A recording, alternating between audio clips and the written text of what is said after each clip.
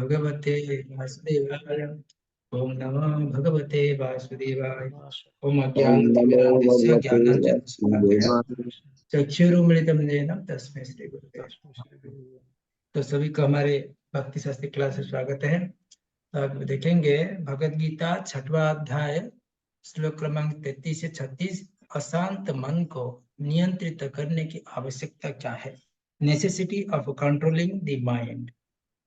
मन को वापस लाने का सफलता सूत्र क्या है? सही, मानसिक नियंत्रित की आवश्यकता है, बराबर। यहाँ से हम देखेंगे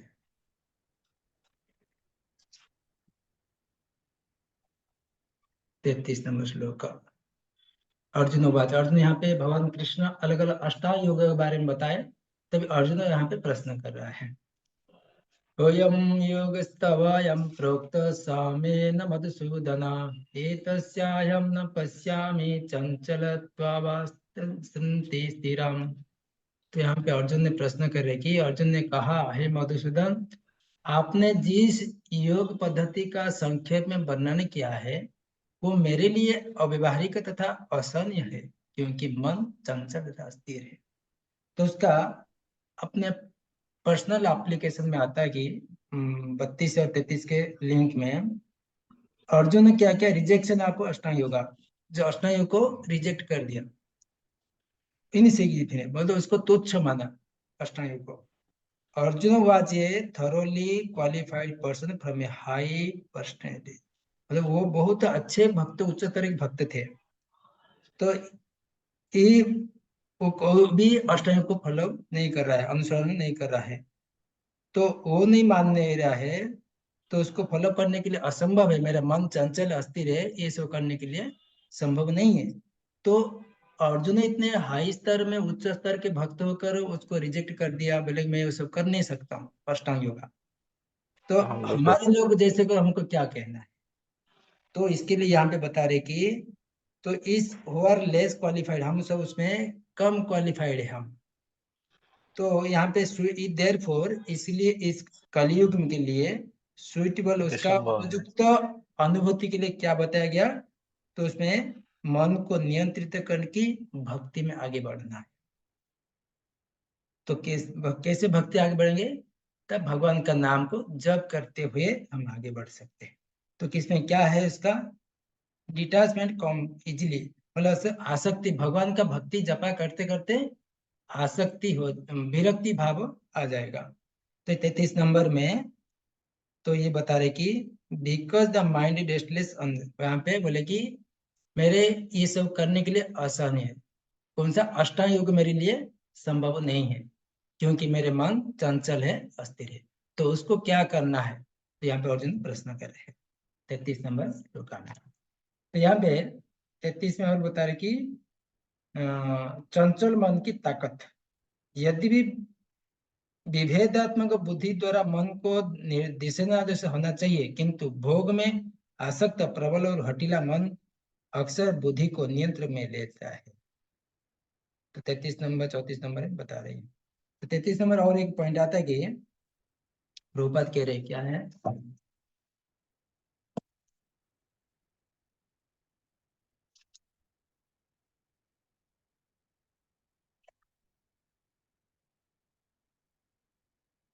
रूपद कह रहे कि यहाँ पे भगवान कृष्ण ने अर्जुन के लिए सुचोदेशों से लेकर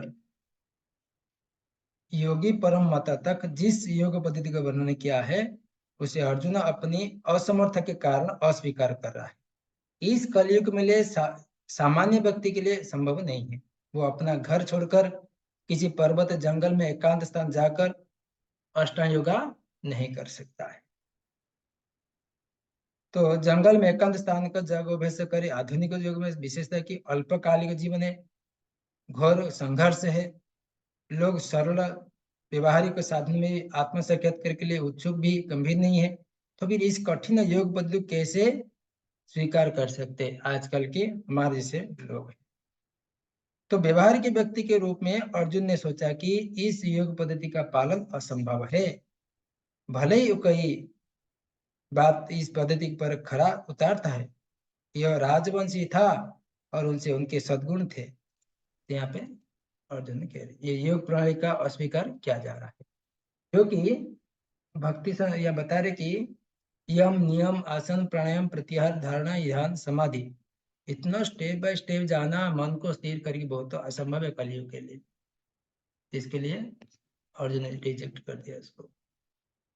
कलयुग के ये लक्षण यम क्या के है? साथ, हरे कृष्णा प्रभु जी, पंचांग प्रणाम।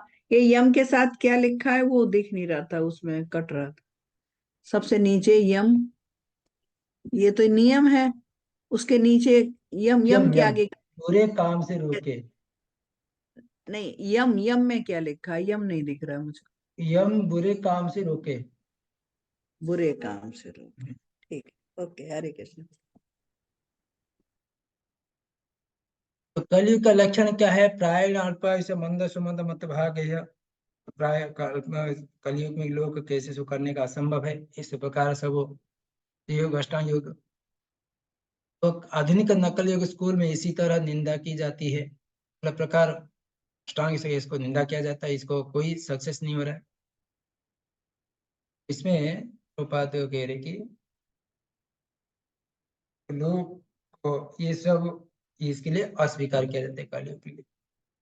तो अगर लिंक आता है मॉडर्न मेडिटेशन स्कूल में control because they are completely ignorance, वो सब अज्ञान है स्कूल में। बता रहे कि जो लोग विभिन्न तथाकथित स्कूल तथा समितियों के द्वारा इस योग पद्धति का अनुकरण कर रहे हैं, भले ही संतोषजनक प्रतीत हो रहा है, मन को संतोष मिल रहा है, किंतु वो सचमुच ही अपना समय गवा रहे हैं।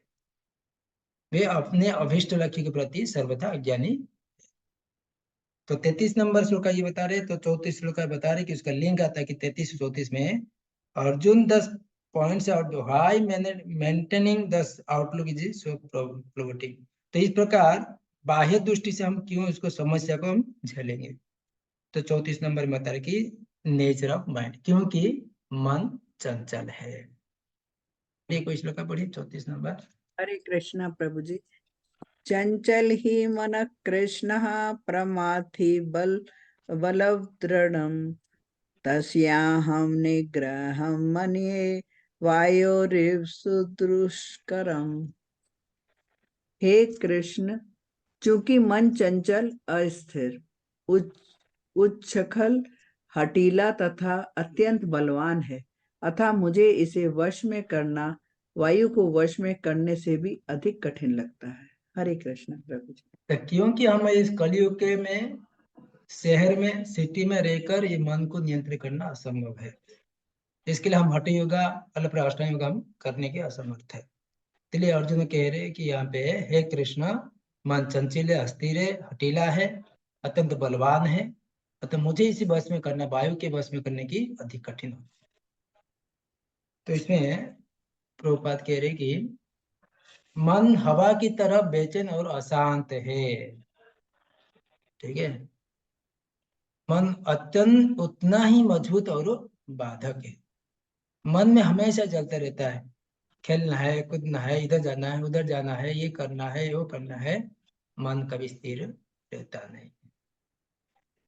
रथ के बहाव साधन के रूप में मन है। ठीक है? तो यहाँ पे प्रभुपाद लिख रहे कि मन इतना बलवान दुराग्रह है कि कभी कभी बुद्धि का उल्लंघन कर देता है। यद्यपि बुद्धि को अधीन माना जाता है, इस व्यवहार जगत में जहाँ मनुष्य को अनेक विरोधी तत्वों को संघर्ष करना होता है, उसके लिए मन को बस में पा करना अत्यंत कठिन हो जाता है। कृत्रिम रूप से मनुष्य अपने मित्र तथा शत्रु दोनों के प्रति मानसिक संतुलन स्थापित कर सकता है, किंतु अंतिम रूप से कोई भी संसारी पुरुष ऐसा नहीं कर पाता है, क्योंकि ऐसे कर पाना वेगवान वायु की बस में करने की कठिन हो जाता है।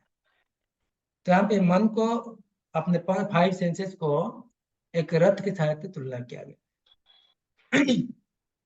तो मन ड्राइवर होता है, जो सारथी होता है बुद्धि है, मन होता है लगाम है, पंच इंद्रिय होता है पंच घोड़ा है ना। इस प्रकार मन इंद्रिय को संगीत में आत्मा का सुख दुख भोगता है, और जो आत्मा रहता है वो रथी है। तो यहाँ पे प्रभुपाद कह रहे कि प्रत्येक व्यक्ति इस भौतिक शरीर रूपी रथ पर आरूढ़ है और बुद्धि इसका सारथी है। मन लगाम है तथा इंद्रिय घोड़े हैं। इस प्रकार मन तथा इंद्रियों की संगति से यह आत्मा सुख या दुख का भोगता है। ऐसा बड़े बड़े चिंतक का कहना है। यदि बुद्धि को मन का नियंत्रण करना चाहिए, किंतु मन इतना प्रबल हठी है, इसे अपने बुद्धि से भी जीत पाना कठिन हो जाता है। जिस प्रकार कि अच्छी अच्छी से दवा द्वारा कभी कभी रोग बस में नहीं हो पाता है, ऐसे प्रबल मन को योगाभ्यास द्वारा बस में किया जा सकता है, किंतु ऐसा अभ्यास कर पाना अर्जुन जैसे सांसारिक व्यक्ति के लिए कभी भी व्यवहारिक नहीं होता है। तो फिर आधुनिक मनुष्य हमारे संबंध जो आता है उसे क्या कहा जाए। यहाँ पर प्रत्युक्त उपमा कहा जाए कि मन को रोक पाना और अभी कठिन है, मन को बस में रखना सर्वोत्तम उपाय है। तो क्या उपाय है यहाँ पे कह रहे कि 34 नंबर में, restless and turbulent like wind. तो इसमें mind as strong as stand. तो एनोलॉजी यहाँ पे कहा गया कि यहाँ पे उदाहरण दिया गया। तो इजिएस्ट वे कंट्रोल माइंड क्या क्या है, तो चैतन्य महाप्रभु इसके लिए कलयुग में प्रकट होकर कलयुग के लिए, तो प्रभुपाद कह रहे कि मन को बस में करने के सर्वोत्तम उपाय है, जैसे भगवान चैतन्य महाप्रभु कहे कि समस्त दैन्यता के साथ मोक्ष के लिए हरे कृष्ण महामंत्र कीर्तन किया जाए। Only chanting of the holy name, भगवान के नाम को जप करने से मन नियंत्रित किया जा सकता है, प्रभुपाद कह रहे हैं। तो इसमें विधि है, सबे मन कृष्ण पदारविंदम बचामसि वैकुंठ गुणान्वम। तो इस प्रकार मनुष्य को चाहिए कि वो अपने मन को पूर्णतः कृष्ण में लगाए, तभी मन को विचलित करने के लिए अन्य व्यवस्थाएं शेष नहीं रह जाएगी। तो ये दोनों प्रश्न किया अर्जुन ने कि मन का वेग बड़ा कठिन है, उसको सरल वायु की गति के जैसे घूम रहे हैं, उसको कंट्रोल नहीं कर सकते, नियंत्रित। तो यहाँ पे भगवान ने उसको उत्तर दे रहे हैं 35 नंबर श्लोका में। तो मन को नियंत्रित करने की सबसे आसान तरीका है भगवान का नाम को जप करना। तो 35 नंबर श्लोक का पढ़ेंगे, भगवान की इसका क्या उत्तर देते हैं। हरे कृष्णा प्रभु जी। श्री भगवान उवाच असंशयं महाबाहो मनो दुर्निग्रहं चलम् अभ्यासेन तु कौन्तेय वैराग्येन च गृह्यते। भगवान श्री कृष्ण ने कहा, हे महाबाहो कुंती पुत्र, निसंदेह चंचल मन को वश में करना अत्यंत कठिन है, किंतु उपयुक्त अभ्यास द्वारा तथा विरक्ति द्वारा ऐसा संभव है। हरे कृष्णा प्रभु जी, धन्यवाद प्रणाम। तो 34-35 में लिंक आता है कि Arjun response Krishna question, why do not just control the mind with your intelligence, the next verse answer the following question। तो इसमें उत्तर दे रहे किस प्रकार हम कर सकते हैं solution is to mind control. तो यहाँ पे भगवान कृष्ण एग्री हो रहे, भगवान कृष्ण भी एग्री हो रहे कि राजी हो रहे कि मन को नियंत्रित करना बहुत कठिन है, परंतु सजेशन दे रहे कि इज द पॉसिबिलिटी, क्या possibility, control the mind suitable practice, अभ्यास क्या है, उपयुक्त अभ्यास द्वारा तथा विरक्ति द्वारा ऐसा संभव है। विरक्ति क्या है, जो भौतिक चीजों के प्रति विरक्ति होना है, और उपयुक्त जो अभ्यास, जो हमारे साधना भक्ति, इसको साधना भक्ति बोलते हैं, उसको अभ्यास में लाना है। तो बोलते कि अत्यंत कठिन, किंतु उपयुक्त अभ्यास द्वारा और विरक्ति द्वारा ऐसा संभव है। कलयुग के लिए अभ्यास की सिफारिश की गई है, अभ्यास करना चाहिए, है ना। तो यहाँ पे प्रभुपाद लिख रहे कि अर्जुन द्वारा व्यक्त इस हटले मन को बस में करने की कठिनाई को भगवान ने स्वीकार करते, किंतु साथ ही सुझाते कि अभ्यास तथा वैराग्य द्वारा संभव है। वो अभ्यास क्या है, तो वर्तमान युग में तीर्थवास, परमात्मा का ध्यान, मन तथा इंद्रिय का निग्रह, ब्रह्मचार्य पालन, एकांतवास आदि कठोर विधि विधान का पालन कर पाना संभव नहीं है ना, ये जो करना असंभव है। किंतु कृष्ण भावनामृत में अभ्यास से मनुष्य भगवान की नवदा भक्ति का आचरण करता है। होता नवदा भक्ति, पंच इंद्रियों किस पर नियंत्रण करना, ये तो वस्तु त्याग क्या करना है, यहाँ पे भौतिक वस्तु को से त्याग, ऐसा भक्ति का प्रथम अंग है कृष्ण विषय में श्रवण करना, है ना। कि समस्त प्रकार दुश्चिंता से शुद्ध करने के लिए ये परम शक्तिशाली दिव्य विधि है। तो इसमें अपने भौतिक वस्तु से त्याग करना है और कृष्ण की चिंतन करना है। Thinking of Krishna is equal as engage body in the mind service of Krishna. Krishna के बारे में श्रवण करना है। यहाँ पे प्रभुपाद कह रहे कि कृष्ण के विषय में जितना ही अधिक श्रवण किया जाता है उतना ही मनुष्य उन वस्तु के प्रति अनासक्त होता है। जब हम भगवान के बारे में श्रवण करेंगे, भगवान कथा को श्रवण करेंगे, तो उतना ही हमारा भौतिक आसक्ति जो रहता है वो धीरे धीरे दूर हो जाएगा, अनासक्त होता है। जो मन को कष्ट से दूर ले जाने वाली है, मन को उन सारे कार्यों से विरक्त कर लेने पर जिनसे कृष्ण का कोई संबंध नहीं, मनुष्य को सुगमता पूर्वक वैराग्य सीख सकता है। वैराग्य अर्थात पदार्थ से विरक्ति। ये जो पहला लाइन, पहला जो था भौतिक वस्तु आगे जो होता है कि विरक्ति और आत्मा का प्रभुत्व होना है, ठीक है। तो निर्विशेष आध्यात्म विरक्ति कृष्ण कार्यकलाप को मन को लगाने की अपेक्षा अधिक कठिन है। ये व्यवहारिक है, क्योंकि कृष्ण के विषय में श्रवण करने से मनुष्य स्वतः परमात्मा प्रति आसक्त हो जाता है। अगर हम निरंतर भाव से कंटिन्यूसली हम श्रवण करते रहेंगे प्रतिदिन हर दिन, नित्यम भागवत सेवया, नित्यम भागवत सेवया अभद्राणी विधुनाति स्वरूप, अगर बार बार हम नित्यम भागवत श्रवण करते रहेंगे, अंदर अनर्थ सारे दूर होता है। तो ये व्यवहार यहाँ पे बता रहे कि ऐसे ही जिस तरह भोजन के प्रत्येक खेर में भूखे को तुष्टि प्राप्ति होती है, भोजन से वैसे ही जिस तरह भोजन के प्रत्येक खेर को भूखे को तुष्टि प्राप्त होती है, भूख लगने पर मनुष्य जितना अधिक खाता जाता है उतना ही अधिक तुष्टि और शक्ति से उसे मिलती जाती है। इसी प्रकार भक्ति संपन्न करने से दिव्य तुष्टि की अनुभूति होती है, क्योंकि मन भौतिक वस्तुओं से विरक्त हो जाता है। ये कुछ कुछ ऐसा है कि जो कुछ कुशल उपचार था सुपथ्य द्वारा रोग का इलाज, अर्थात यहाँ पे भगवान तो कृष्ण कार्यकलाप को श्रवण उत्तम मन को कुशल उपचार है। मन को जो बीमार होता है उसको ठीक करने के लिए उसको उपचार क्या है, श्रवण करना है और कृष्ण को अर्पित भोजन को ग्रहण करना है, कृष्ण प्रसादम तो करने के लिए रोगी के लिए उपयुक्त पथ्य है। ये उपचार कृष्ण भावनावृत्ति की विधि है। इस पर प्रभुपाद इसमें बता रहे। तो यहाँ पे था 35 नंबर इतना होने के बाद भगवान बताने बाद after understanding the prominently the obstacle of progress of yoga, after hearing the process remove them, Arjun speak the next words। तो इतना सुनने के बाद अर्जुन अभी प्रश्न कर रहा है। क्या प्रश्न करे अर्जुन ने? ये दोनों श्लोक, हाँ और एक श्लोक है 36 नंबर श्लोक में पूछ रहे, 36 नंबर भी बता रहे भगवान। तो 35-36 बता रहे कि mind control is must of self realisation, without mind control अगर मन को नियंत्रण, यहाँ पे 36 नंबर बता रहे। 36 नंबर पढ़ेंगे कोई? हरे कृष्ण हरे प्रभु कृष्ण जी। प्रभु।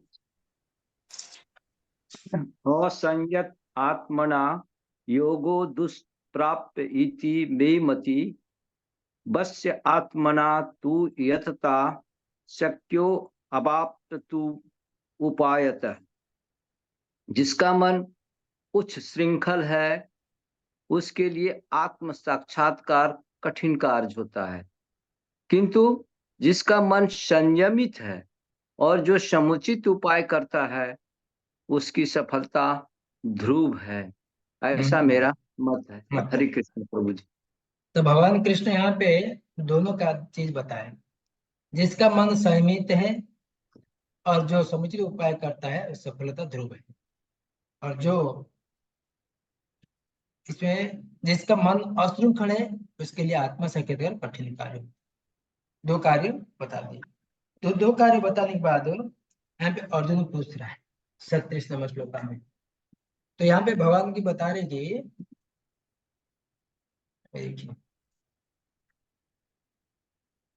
तरह की भगवान घोषणा करते कि जो व्यक्ति अपने मन को भौतिक व्यापार से विलय करने के समुचित उपचार नहीं करता है, उसे आत्म साक्षात्कार में शायद ही सफलता प्राप्त हो सके। भौतिक भोग में मन लगाकर योग अभ्यास करना मानो अग्नि में जल डालना, उसे प्रज्वलित करने के प्रयास करता है ना? तो भौतिक भोग में मन लगाकर योग का अभ्यास करना मानो अग्नि में जल डालकर उसे प्रज्वलित करने का प्रयास करना हो। क्या? तो योग का ऐसा प्रदर्शन भले ही भौतिक दृष्टि से लाभप्रद हो, किंतु जहां तक आत्म साक्षात्कार प्रश्न है, सब व्यर्थ है। मानसिक निंद के बिना योग अभ्यास समय की बर्बादी है, व्यर्थ है। अतः मनुष्य को चाहिए कि भगवान की दिव्य प्रेम भक्ति में निरंतर मन लगाकर उसे बस में करे। ये इसे कृष्ण चेतना में एकांत व्यवहारिक समाधान प्रदान करती है। कृष्ण भावना में प्रभुत्व तो बिना मन को स्थिर कर पाना असंभव है। कृष्ण भावना व्यक्ति बिना किसी अतिरिक्त प्रयास के ही योगाभ्यास का फल सफलता से प्राप्त कर लेता है, किंतु योगाभ्यास करने वाले कृष्ण को कृष्ण भावना में तो बिना सफलता नहीं मिल पाती है। तभी अर्जुन यहाँ पे प्रश्न कर रहा है कि कैसे हम उसका गति क्या होगा। जो असफल योगी जब भक्ति करने के लिए असफल हो जाता है, मन को नियंत्रित नहीं कर पाता है, उसका गति किस प्रकार होती है। The destination of the unsuccessful योगी। तो भक्ति योगी, तो यहाँ पे जो 37 से असफल योगी का गंतव्य, असफल योगी का गंतव्य किस प्रकार होता है, 37 से 45 तक बता रहे हैं। पूछ लो हरे पहले कृष्ण। प्रश्न। हरे कृष्ण प्रभु जी। हाँ जी। प्रभु जी, जब योग जब कहा जाता है तो योग जो शब्द है वो किस संदर्भ में, अष्टांग योग के हिसाब से बताया जा रहा है या भक्ति योग के हिसाब से बताया, ये कैसे समझेंगे प्रभु जी? जब भी आता है तो थोड़ा सा ऐसा लगता है कि समझ नहीं आ रहा है कि अष्टांग योग के बारे में बोल रहे हैं या भक्ति योग के बारे में बोल रहे हैं, इसको कैसे हम देखो समझे? देखो देखो, पहले पिछले जो हम सेक्शन पढ़े थे अष्टांग योग के बारे में बता रहे थे भगवान कृष्ण, तो उसको अर्जुन ने बोला कि इस प्रकार करना, मेरा मन चंचल है, मैं इस प्रकार अष्टांग योगा नहीं कर पाऊंगा। तो पहले उसको समझो। तो मेरा मन चंचल है, मैं अष्टांग योगा नहीं कर पाऊंगा। तभी जाकर भगवान कृष्ण बोलेगी तो इस मन को करने के लिए उसको एक ही उपाय है, अपने मन को नियंत्रित करना। तो इसमें प्रभुपाद अलग अलग बता रहे हैं कि यहाँ पे अष्टांग योग का कलयुग के लिए नहीं है, लोग के लिए। चैतन्य महाप्रभु इसके लिए कह रहे कि हरे नाम महामंत्र जप करेंगे, भक्ति करेंगे, तब जाकर ये मन को नियंत्रित होता है। ठीक है। तो मेन होता है यही कि अष्टांग योगी जो, हरे कृष्ण, यही भक्ति योग। माता जी पूछा जो अष्टांग योग ना भक्ति योग, यही भक्ति योग ही मैन। अभी देखो अष्टांग योग का कल पिछली बार पढ़े थे, अभी जो पढ़ रहे हैं कि भक्ति योग के बारे में। हाँ, भक्ति योग ही मैन है। मेन देखो अष्टांग योग को अर्जुन ने रिजेक्ट कर दिया। बोल दिया। मेरा मन चंचल है, मेरा मन स्थिर नहीं है, मैं इसको कर पाना असंभव है। तो अब भगवान ये असफल योगी जो है प्रभु हाँ, जी, जो असफल योगी का गंतव्य है, ये कौन से योगी? ये अष्टांग असफल योगी का योग, वही अष्टांग योगी है। अष्टांग योगी ना, भक्ति हाँ, योगी नहीं। हाँ, तो इसमें यही भगवान माता जी कृष्ण पूछ कह रही रहे थी। कि असफल योगी, उसका पिछले वाला श्लोक में क्या बता रहे भगवान कृष्ण है, देखिए यहाँ पे जिसका मन अश्रृंखल है उसके लिए आत्मा साक्षात्कार कठिन कार्य होता है। जिसका अश्रृंखल है मन, यह को अष्टांग योगी बोल रहे। तो किंतु जिसका मन संयमित है, जो समुचित उपाय करता है, उसकी सफलता ध्रुव है। ध्रुव अर्थात निश्चित निश्चल है। तो भगवान यहाँ पे मत दे रहे।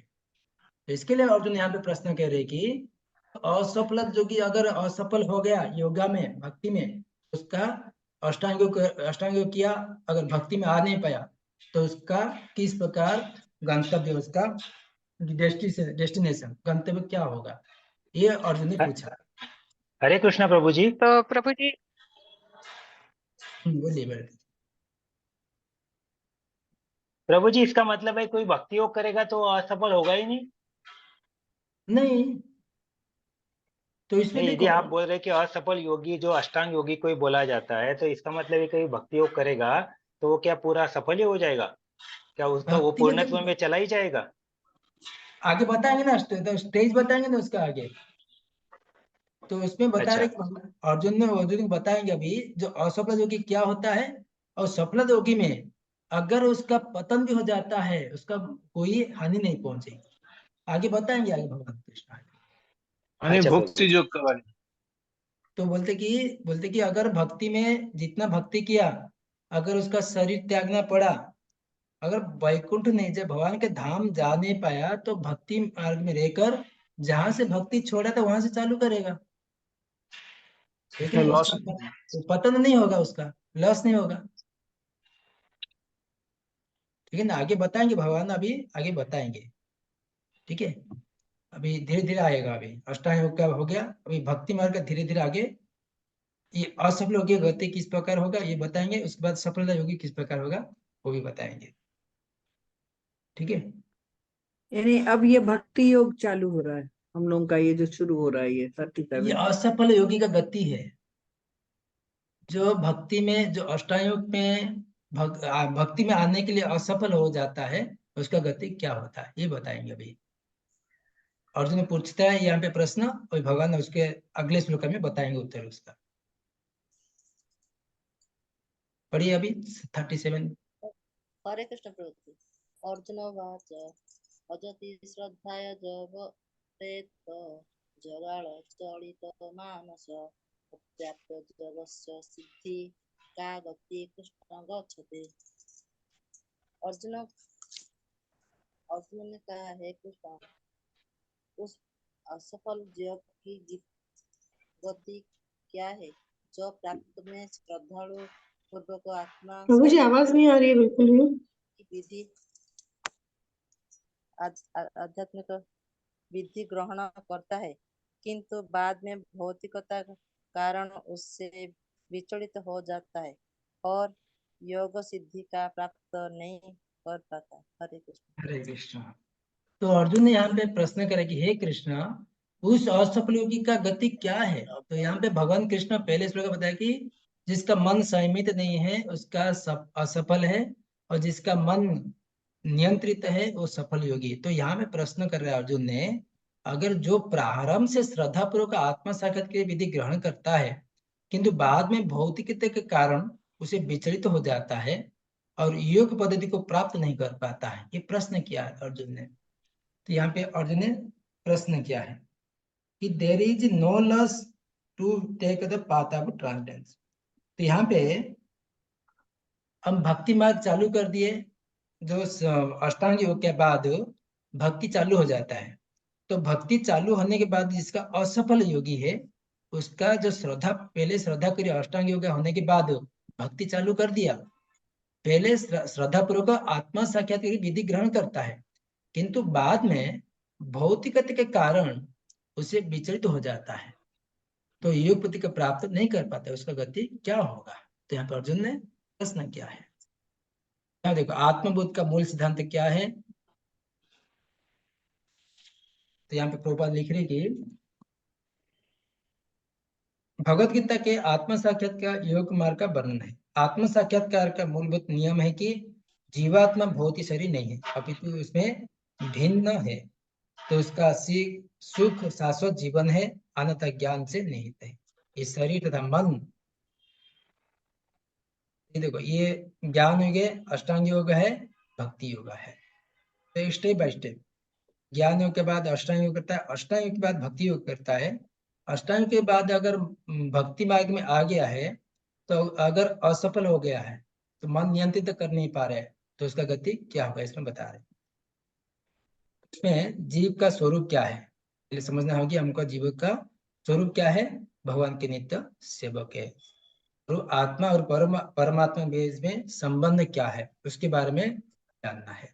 उच्च स्तर भक्ति योग का प्राप्त होता है। ये स्टेप बाय स्टेप आगे बढ़ते हैं, प्रभुपाद यहाँ पे बता रहे हैं। तो यहाँ पे तो अगले श्लोक में बता रहे कि अर्जुन और पूछ रहे कि प्रश्न अर्जुन ये प्रश्न पूछता है कि यहाँ पे बता रहे कि प्रभुपाद, अर्जुन आत्मसख के मार्ग के विचलित प्रभाव से संबंध जिज्ञासा करता है। श्लोका में और प्रश्न कर रहे कि पढ़िए श्लोका नंबर, इसका लिंक है।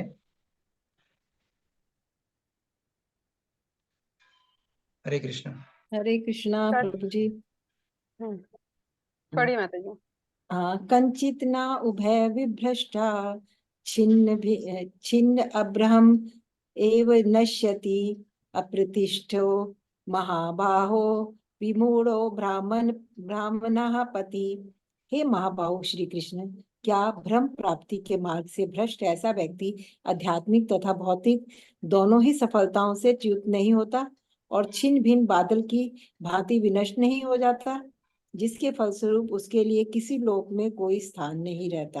हरे कृष्णा प्रभु जी। तो दंडवत अर्जुन प्रणाम। के मन में बहुत प्रश्न आया, बोले कि अष्टांग योग के बाद कोई व्यक्ति भक्ति की तरफ आगे बढ़ रहा है, अगर असफल हो रहा है तो उसका भौतिक दोनों की सफलता नहीं होता है, छिन्न भिन्न बादल की भांति विनिष्ट नहीं हो जाता है, जिसके फलस्वरूप उसके लिए किसी लोक में कोई स्थान नहीं रहता है। ये प्रश्न है अर्जुन के मन में, संशय है।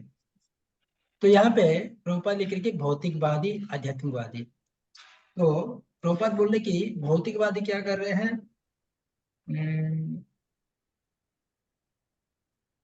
भौतिकवादी उन्नति के दो मार्ग हैं। तो उन्नति के दो मार्ग है। भौतिकवादी व्यक्तियों को आध्यात्म में कोई रुचि नहीं होती है, अतः वे आर्थिक विकास द्वारा भौतिक प्रगति में अत्यधिक रुचि लेते हैं और फिर समुचित कार्य द्वारा उच्चतम लोग प्राप्त करने की अधिक रुचि रखते हैं, है ना।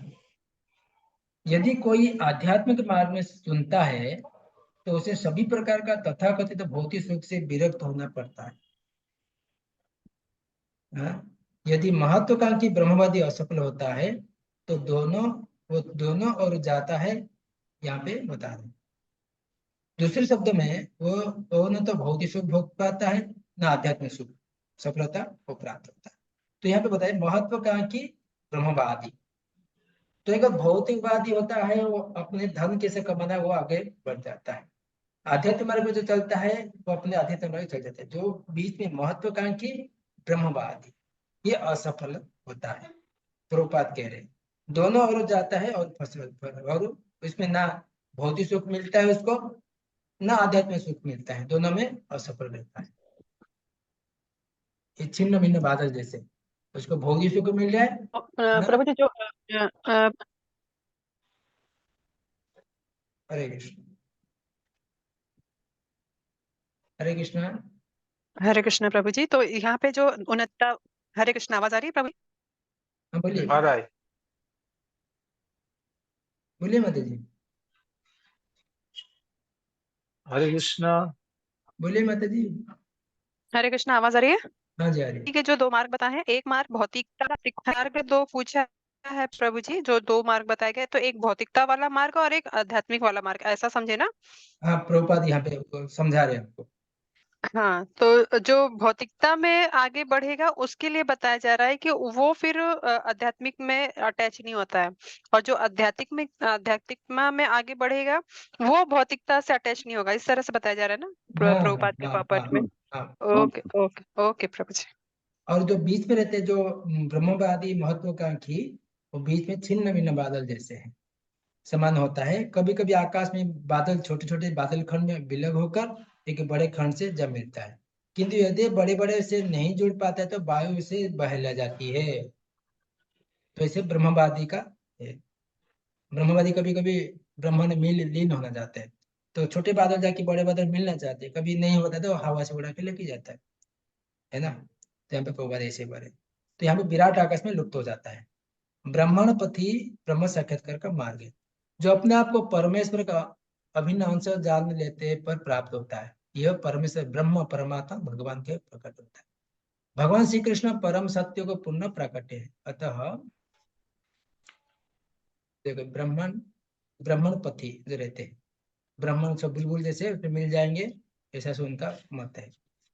और जो रहते कि भगवान श्री कृष्ण के, और जो होता है ये परमेश्वर ब्रह्म परमात्मा भगवान के, भगवान श्री कृष्ण परम सत्य को पूर्ण प्राकट्य है। अतः जो इस परम पुरुष के शरण में जाता है वो सफल योगी है। ब्रह्म तथा परमात्मा साक्षात्कार के माध्यम से जीवन का कोई इस लक्ष्य तक पहुंचने में अनेक अनेक जन्म लग जाता है। बहुनाम जन्मनन्ते ज्ञानवान प्रपदन्ते।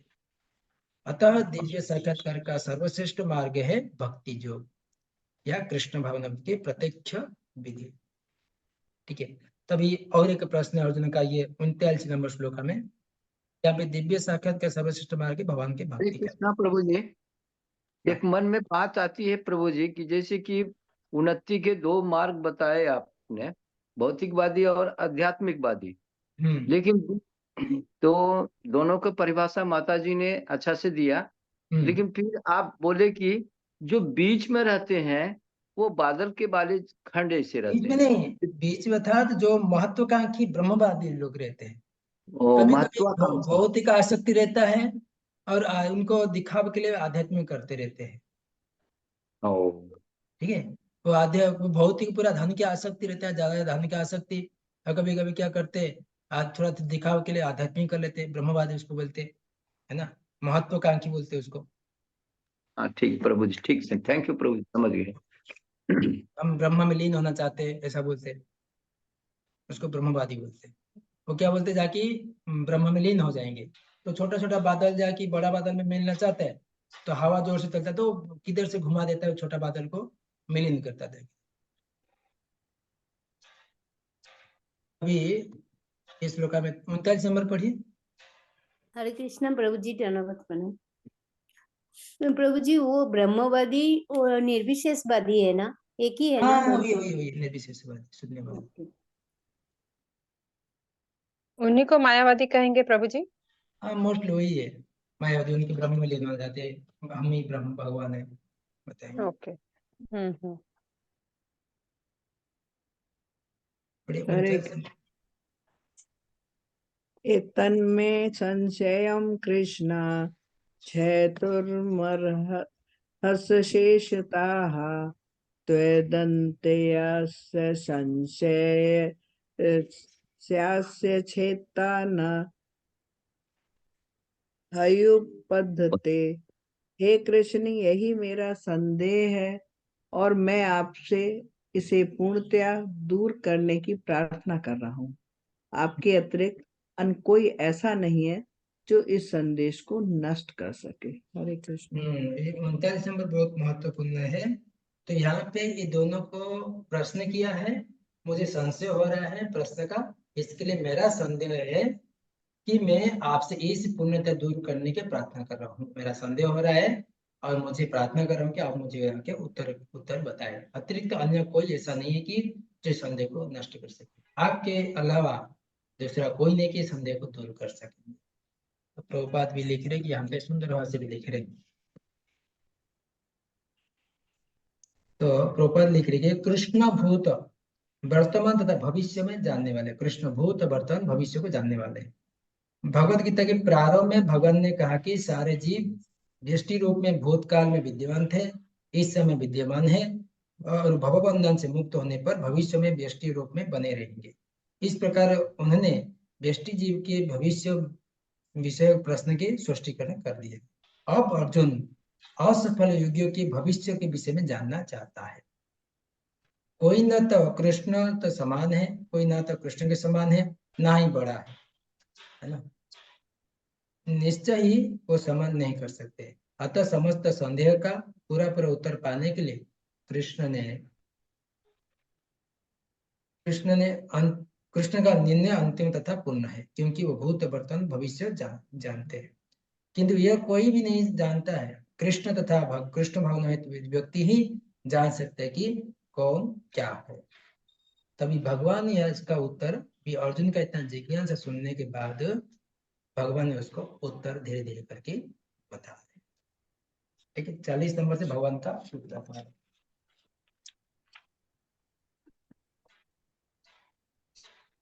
40 नंबर पढ़िए। कोई दुर्गति नहीं। हरे कृष्ण प्रभु जी। प्रभु जी पार्थं नैवेनामुत्र विनाशतस्य विद्यते, नाहि कल्याणकृत कश्चित् दुर्गतिं तात गच्छति। भगवान ने कहा, हे प्रथापुत्र, कल्याण कार्यों में निरत योगी का ना तो इस लोक में और ना परलोक में ही विनाश होता है। हे मित्र, भलाई करने वाला कभी बुराई से पराजित नहीं होता। हरे कृष्ण प्रभु। सुंदर भाव भगवान ने वहां पर उत्तर दिए। जो अष्टांग योग के बाद भक्ति योग में आते हैं, असफल रहते हैं, लेकिन असफल हो जाता है, लेकिन उनका विनाश नहीं होता है। भलाई करने वाले कभी बुरे से पराजित नहीं होते हैं। तो यहाँ पे प्रभुपाद भी बता रहे कि तक्त्वा देहम तक्त्वा स्वधरम चरणाभुज हरे भजन अपक्व पतेद यदि यत्र कभद्र अभद्र वृश्यम किम कोवार्थ आत्म भजता स्वबंधता। श्रीमद् भागवत में वर्णनाता है, यदि कोई समस्त भौतिक आशा को त्याग कर भगवान के शरण में जाता है तो इसमें ना कोई क्षति होती है ना तो पतन। दूसरी ओर अभक्त जन अपने अपने व्यवसाय में लगे रहते हैं, फिर भी कुछ प्राप्त नहीं कर पाते। भौतिक लाभ के लिए अनेक शास्त्रीय तथा लौकिक कार्य है। जीवन में आध्यात्मिक उन्नति अर्थात कृष्ण भावनामृत के लिए योगी को समस्त भौतिक कार्यकलाप का परित्याग करना होता है। कोई ये तर्क कर सकता है कि कृष्ण भावनामृत तो पूर्ण हो जाए, इसमें सर्वोच्च सिद्धि प्राप्त हो सकती है, किंतु यदि वही सिद्धि प्राप्त न हो पाई तो भौतिक एवं आध्यात्मिक दोनों दृष्टियों से संबंध से क्षति नहीं पहुंचती है। शास्त्र का आदेश है कि यदि कोई स्वधर्म का आचरण नहीं करता है तो उसे पाप फल भोगना पड़ता है। शास्त्र में आता कि अनियमित, यहाँ पे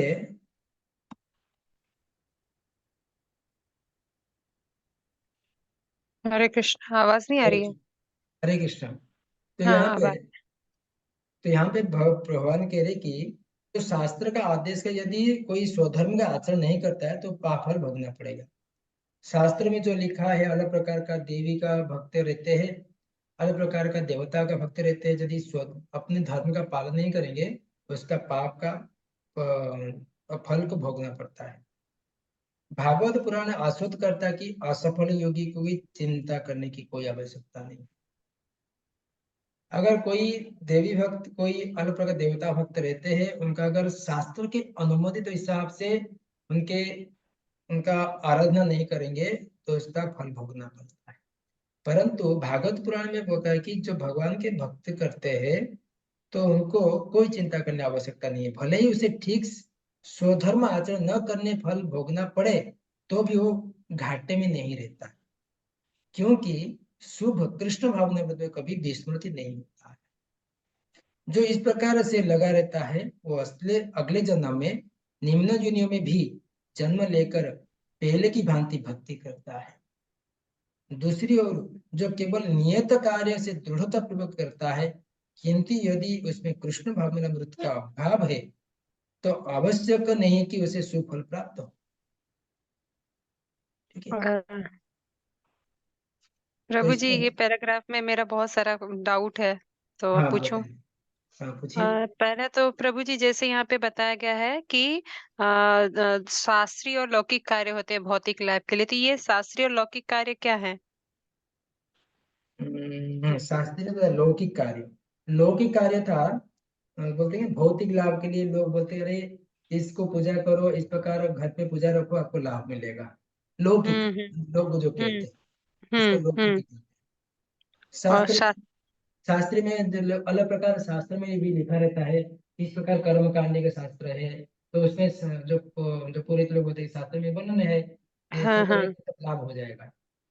ओके इसमें ओके। कर्म कांड के सब देखा जाता है। तो ये दोनों के हिसाब से बताया गया है कि हाँ अगर कोई इनको प्रॉपरली अगर इसके इन दोनों के चलते अपने स्वधर्म का पालन नहीं करता है तो उनको पाप कर्म का फल भुगतना पड़ेगा, ऐसा ना? बस है। हाँ, अच्छा अच्छा, ओके प्रभु जी। ओके और यहाँ पे दूसरा ये फिर अच्छा, फिर ये डाउट यहीं पे क्लियर हो जा रहा है प्रभु जी की। फिर जो बाकी का जो बताया जा रहा है भागवत पुराण, यानी जो शास्त्रों में, अब यहाँ पे भागवत पुराण के हिसाब से जो बताया गया है वो अलग बताया रहा है, और जो ऊपर बताया गया था वो जो मटेरियलिस्टिक कर्मकांड सेक्शन को फॉलो करते हैं उनके हिसाब से बताया गया है। हाँ, देखो कितना बड़ा ज्ञानी हो, शास्त्र को मानता है, अगर उसको कृष्ण भावना में तो कृष्ण भक्ति नहीं है, वो असफलता योगी है। अगर उसको कोई शास्त्र मालूम नहीं है, अगर केवल भगवान के नाम के मालूम है, थोड़ा सा भक्ति करता है, तो उसको शास्त्र का कुछ मालूम नहीं है, फिर भी वो सफलता योगी है। ओके ओके बाबूजी, यस। तो दूसरा उसका पैराग्राफ में बता रहे कि प्रभुपाद इस श्लोक में तात्पर्य इस प्रकार की मानवता का दो विभाग किया गया जाता है, एक नियमित तथा अनियमित। ठीक है, अनियमित जो लोग अगले जन्म तथा मुक्ति का ज्ञान के बिना पाशाविक इंद्रिय तत्व में लगे रहते, अनियमित विभाग में जाते हैं, है ना। ये आप देख रहे हैं, इस छवि देख रहे हैं आप, ये अनियमित विभाग में आते हैं। ठीक है ना, समझ गए, ये अनियमित अनकंट्रोल, जो बोलते कि अगले जन्म का मुक्ति ज्ञान बिना इंद्र तत्व में लगे रहते हैं, उसको अनियमित विभाग में आते हैं। और जो लोग शास्त्र में हिसाब से आते हैं, नियमित कौन है, जो लोग शास्त्र में वर्णित करते हुए सिद्धांत का पालन करते हैं, वो नियमित विभाग में वर्गीकृत होते हैं। अनियमित विभाग में संस्कृत तथा असंस्कृत, शिक्षित अशिक्षित, बलि तथा निर्बल लोग पाशविक वृत्तियों से पूर्ण होते हैं। ये देखिए,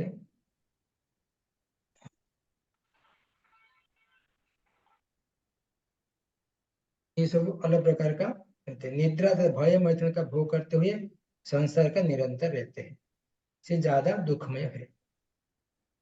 किंतु जो लोग शास्त्रों के निर्देश का आदेश के अनुसार संयमित है, इस प्रकार क्रमशः कृष्ण भावना में प्राप्त है, निश्चित रूप से उन्नति करते हैं। तो इसमें व्यक्ति जो शास्त्रिक निर्देश आदेश अनुसार चलते हैं, देखिए कल्याण के मार्ग में अनुयायी को 3 विभाग में विभाजित किया जा सकता है। तो उसका अगले पैराग्राफ में आता है कि कल्याण मार्ग, जो लोग के कल्याण करते हैं। ठीक है, तो इसमें एक हो गया भौतिक संपन्नता का उपभोग करने की वाले शास्त्रों का विधि विधान का अनुयायी, ये कल्याण मार्ग हो गया। अभी जो कल्याण मार्ग हो गया, दो प्रकार, जो नियमित अनियमित हो गया। तीसरा पारा में प्रभुपाद कह रहे कि कल्याण मार्ग, जो अलग प्रकार कल्याण करते हैं, उसमें 3 भाग, तीन डिवाइड है। तो पहला आया भौतिक संपन्नता, भौतिक स्तर में बहुत उन्नति है, और उपभोग करने वाले शास्त्रीय विधि विधान की अनुयायी होते हैं, जो शास्त्र अनुगत उनका अनुयायी हो जाते हैं। तो एक प्रकार। दूसरा हो गया कि संसार से मुक्ति पाने के लिए प्रयत्नशील लोग, तो संसार से मुक्ति पाने के लिए लोग अलग प्रकार प्रयत्न करते हैं। तीसरा हो गया कि कृष्ण भावनामृत के भक्त। ठीक है, समझ में आ गया, तीन होगा प्रभु जी, ये तीनों जो हैं, ये जो तीनों कल्याण के मार्ग है, तो इसमें से फर्स्ट 2 जो हैं वो मटेरियलिस्टिक डिजायर के हिसाब से उनका ये कल्याण मार्ग दिखाया जा रहा है ना, भौतिक संपन्नता का उपयोग जो है। तो ये तो यहाँ पे क्लियर समझ में आ रहा है कि जो सिर्फ मटेरियलिस्टिक डिजायर जिनका है कि मैं बहुत सारा सुख भोग पाऊं, तो उसके अकॉर्डिंग वो जो रूल्स एंड रेगुलेशंस का विधान के अनुयायी चलते हो। हाँ, मतलब शास्त्रों करते हैं। हाँ, और उसके अनुसार मतलब उनकी इंद्रिय तृप्ति की भावना रहती है। तो पहला कैटेगरी तो क्लियर। जो दूसरा है, इस संसार में मुक्ति पाने के लिए प्रयत्नशील लोग, तो ये किस कैटेगरी में आ रहे, मतलब ये लोग अलग प्रकार ज्ञान होगी बोल रहे थे ना। हाँ, ये लोग रहते हैं। ओके, ठीक है। तो वो कर्मकांड सेक्शन क्या आ जाएगा, पहला वाला ज्ञान कांड, ये भक्ति और हाँ, यस ओके प्रभु जी, यस अभी क्लियर है। तो इसमें पापा लिख रहे कि प्रथम वर्ग का अनुयायी का पुनः 2 श्रेणियों में विभाजित किया जा सकता है, स्वकाम कर्मी तथा इंद्रिय तृप्ति की इच्छा न करने वाले। सकाम कर्मी जीवन का उच्चतर स्तर तक उठने सकते हैं, यहाँ तक स्वर्ग लग जा सकते हैं। तो इस संसार के मुक्त न होने कारण वो ढंग से शुभ मार्ग का अनुगमन नहीं करते। शुभ कर्म तो वो जिनसे मुक्ति प्राप्त है। तो इस प्रकार ये 3 पूरा विस्तार में बता रहा, पढ़ सकते। ठीक है, तभी देखेंगे 41 में भगवान कृष्ण कह रहे कि 41 में बता रहे कि 60 में after analysing origins of fear that फलन योगी हरे कृष्णा प्रभु जी, जरा सा एक कल्याण मार्ग के ये जो आपने 3 वर्ग में बताया, इनको फिर से जरा सा क्लियर कर दीजिए। हाँ देखो प्रभु जी, मेरा भी क्लियर नहीं हुआ, फिर से एक बार आप बता देंगे तो अच्छा रहेगा, मेरा भी थोड़ा क्लियर नहीं हुआ। देखो, कल्याण कल्याण अर्थ क्या है? कल्याण अर्थात, अब पहले बताओ कल्याण अर्थात क्या है? मुक्ति भगवान का तरह जाने के लिए जो कल्याण रास्ता। अर्थात देखो, ये कल्याण अर्थात लोक कल्याण के लिए हम कुछ कर रहे हैं, विश्व के कल्याण के लिए हम कुछ कर रहे हैं, ऐसा बोलते हैं ना लोग।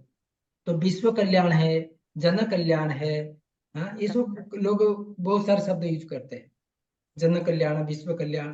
तो जन कल्याण के लिए लोग क्या करते हैं? विश्व साथी यज्ञ करेंगे हम, विश्व के कल्याण करेंगे। तो ऐसे कैटेगरी है, सेकंड बार आते हैं। तो बोलते हैं कभी विश्व को जन कल्याण, हम लोग क्या करते हैं? किसी को रास्ता दिखाना, कि खाने देना, किसको भोजन खिलाना, ये सब जो भौतिक कैटेगरी में आते हैं, जो जो धनी व्यक्ति रहते हैं, और वो शास्त्र के अनुसार लोगों को भी हेल्प करते हैं, ठीक है, अलग अलग मार्ग से। उसको कर्म का जो उनको वो पहला जो आया गया, उसका भौतिक संपूर्णता का उपयोग करने वाले शास्त्रीय विधि विधान को अनुयायी होते हैं। किसको दान दे देंगे, किसको दक्षिणा दे देंगे, ये सब लोग, लेकिन शास्त्र का अनुयायी, लेकिन भौतिक का भोग करना चाहता है, ये लोग हो गए। तो दूसरा, ये प्रभु जी यहाँ पे एग्जांपल हम अंबानी ले सकते हैं ना। अंबानी जो है वो बहुत हाँ, ज्यादा मतलब इसके लिए मैं देखा फोटो जाता। में डाल दिया मैंने, इसके लिए मैं फोटो में, हाँ हाँ, ठीक है। Yes yes. तो दूसरे लोग जो हो गए, तो बोलते हैं इतना हम विश्व, पैसा होते हुए भी लेकिन दूसरों का भी सबका हेल्प करते हैं, और हाँ शास्त्रों का सब वो भी मानते हैं, हाँ दोनों का करते हैं हाँ, हम। दोनों का। हम्म। तो दूसरा व्यक्ति जो हो गया कि संसार से मुक्ति वाले, जो बोलते हैं, हम विश्व शांति यज्ञ करेंगे, हम केवल धन,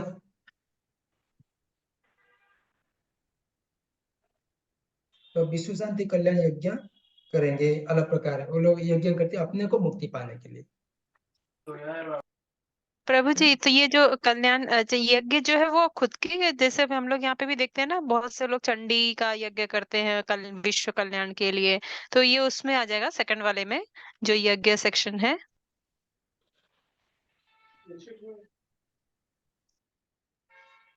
इसमें तो ज्ञानी लोग हैं सेकंड वाले में।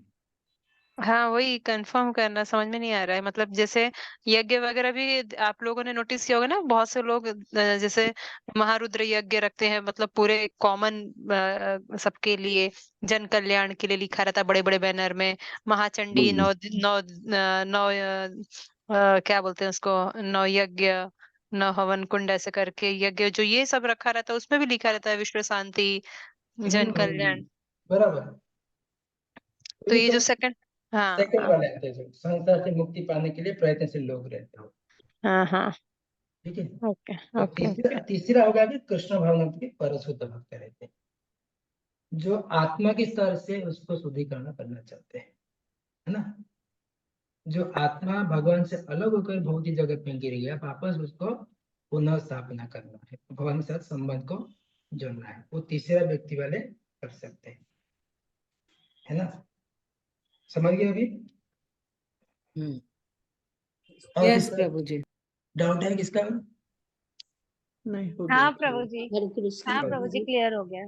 हाँ, अभी 41 में भगवान कृष्ण और बता रहे कि असफलता योगी के लिए क्या है इसका। 41 में, फिर the unsuccessful yogi falls after सत प्रैक्टिस, क्षणिक अभ्यास करने के बाद वो पतन हो जाते हैं, जो असफल योगी का, उसका क्या होता है, तो भगवान कृष्ण भी 41 में बताएंगे। प्रभु जी, अभी यहाँ पे असफल योगी वापस से उन्होंने क्वेश्चन पूछा, अब इसके 37 में भी पूछा था, तो अभी यहाँ पे ये भक्ति योग में असफल योगी। नहीं नहीं, भक्ति योग का देखो, अष्टांग योग के बाद भक्ति मार्ग आते हैं ना लोग, हाँ हाँ, तो उसके बारे में बता रहे हैं। वही मतलब कि 37 में जो था वो अष्टांग योगी, योगी हाँ है हाँ, ना, और और इसका अभी जो उत्तर पूछ बता रहे रहे हैं, हैं, हाँ इसका हाँ, उत्तर दे रहे भगवान अभी एक एक अच्छा क्लियर कर ओके रहे ओके, अच्छा अच्छा अच्छा, कंटिन्यू में है, हैं। ओके हाँ, ओके। पढ़िए 41। हरे कृष्णा। प्राप्य पुण्य कृतं लोका सुनिष्ठा सती समा शुचितां श्रीमतां देहे जोग भ्रष्ट विजायते। मतलब असफल योगी पवित्र आत्माओं के लोकों में अनेक वर्षों तक भोग करने के बाद या तो सदाचारी पुरुषों के परिवार में या तो धनवानों को कुल में जन्म लेता है। हरे कृष्ण। तो भगवान कृष्ण यहाँ पे कह रहे जो असफल रहे भक्ति में तो उनका क्या होगा ये बता रहे। जो असफल योगी पवित्र आत्माओं के लोक में अनेक वर्ष तक भोग करने के बाद या तो सदाचारी पुरुष के परिवार में या कि धनवान के कुल में जन्म लेता है। ठीक है, उसका कभी हानि नहीं होता है। तो यहाँ पे प्रभुपाद कह रहे कि असफल योगी का दो श्रेणियां है। एक जो बहुत थोड़ी उन्नति के बाद भ्रष्ट होते हैं, दूसरे जो दीर्घ काल तक योगाभ्यास के बाद भ्रष्ट होते हैं। जो योगी अल्पकालिक अभ्यास के बाद भ्रष्ट होता है वो स्वर्ग लोक जाता है, जहां केवल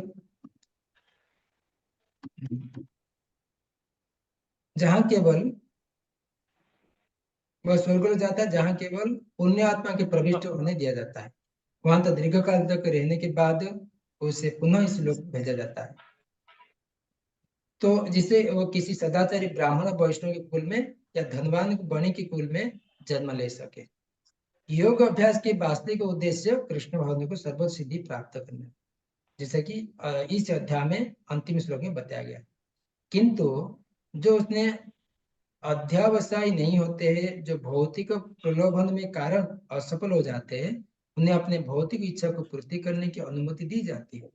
तत्पश्चात देह उन्हें सदाचारी या धनवान परिवार में संपन्न जीवन बिताने के अवसर प्रदान किया जाता है। ऐसा परिवार में जन्म लेने के वाले इन सुविधाओं के लाभ उठाने हुए अपने आप को कृष्ण भावना तक ऊपर ले जा सकते हैं।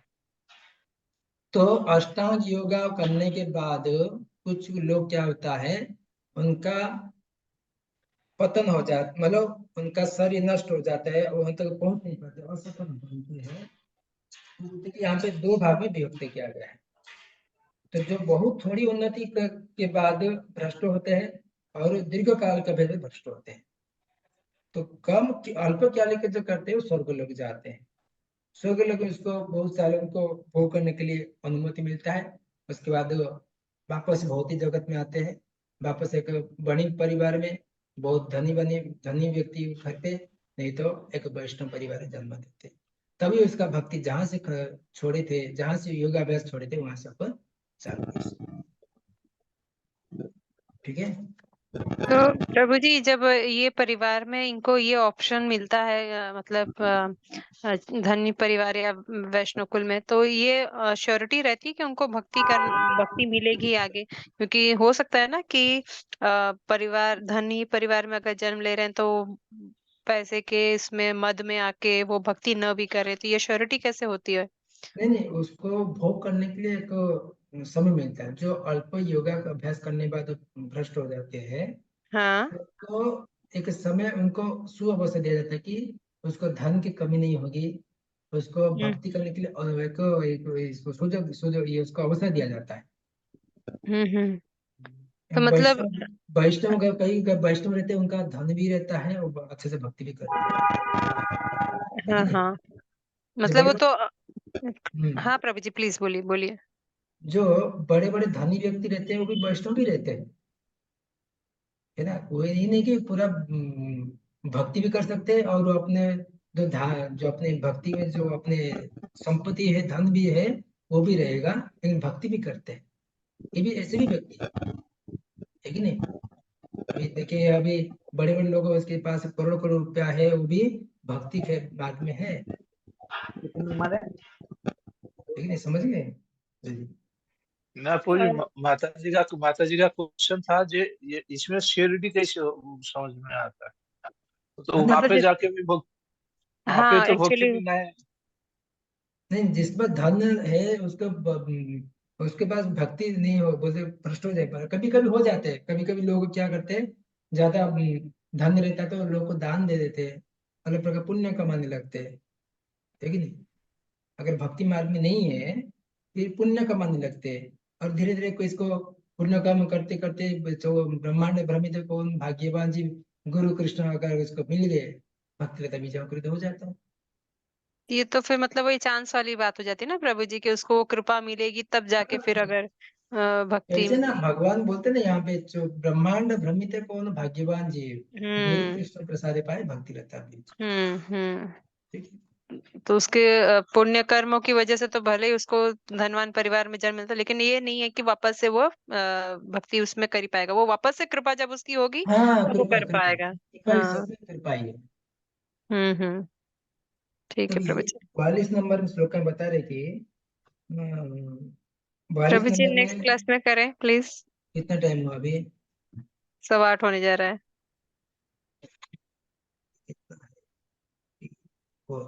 45 तो कर सकते हैं, 3 श्लोक का है। प्रभु जी 45 प्रभु जी तक नहीं है, 47 तक है शायद। 47 है प्रभु जी। अगले क्लास में करते हैं प्रभु जी, अगले क्लास में करते हैं। 6 श्लोक बाकी 47 है ना। 37 से 45 है डेस्टिनेशन ऑफ अनसक्सेसफुल योगी। 37 से 45 क्वेश्चन बोल रहे हैं। तो किसको क्वेश्चन अगले सैटरडे को करेंगे? यस प्रभु जी, थैंक यू Yes, सर। प्रभु सैटरडे जी। को करेंगे प्रभु जी, थैंक यू सैटरडे। प्रभु जी। ठीक है। हरे हाँ, कृष्ण। थैंक यू हरे प्रभु कृष्ण। जी। हरे कृष्णा हरे प्रभु हरे जी, कृष्ण। कृष्णा थैंक यू प्रभु सो जी, मच हरे फॉर कृष्ण प्रभु द जी, doubt thank you so much clear किए प्रभु प्रभु जी। जी। हरे कृष्ण प्रणाम। हरे हरे कृष्णा प्रभु जी, कृष्ण। दंडवत हरे प्रणाम। कृष्ण। प्रभु जी दंडवत प्रणाम। हरे कृष्ण प्रभु जी, दंडवत हरे प्रणाम। कृष्ण।